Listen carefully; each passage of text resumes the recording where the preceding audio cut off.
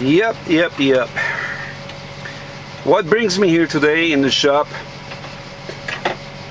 and getting a few things done here. Now, I'm not quite sure if we need to do this job or not, but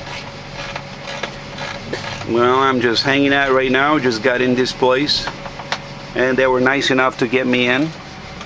And so these guys up here are working on top, removal of the valve cover. Once again, they will be inspecting the valves and checking the injectors. Also, we're going to check some of the areas of the exhaust manifold and check the exhaust manifold gasket. It's near back of the engine. So I've kind of like sensed it in the morning when I started up and pushed the white smoke. So we stopped running. Actually, we've been off for about 10-11 days.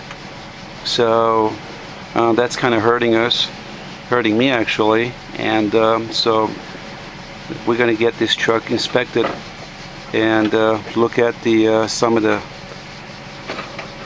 moving mechanism in the head, over the head valves, injectors. So like I said, I kind of sensed that. I think it was kind of like injector recalibration. Not quite sure how often you need to do. Pretty much I would say my assumption is maybe every 400,000 miles, 500,000 miles, or maybe never. So, but anyways, this truck's got up almost 800,000 miles, believe it or not, 800,000 miles. And I am kind of considering looking into that O-rings and the recalibration of the injectors. Now, it did function up a little bit weird. It gave me like a little rough idle, overhead rough idling. So I'm assuming it's probably that, but anyway, it is a good thing. It is a good thing to do.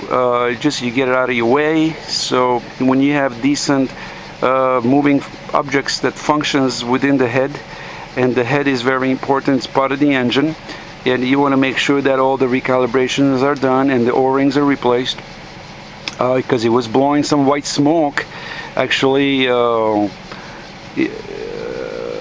a cold startup, and well, it wasn't doing that before. But every time when the truck is sitting 4, 5, 6 days, and then when I start it, blows white smoke.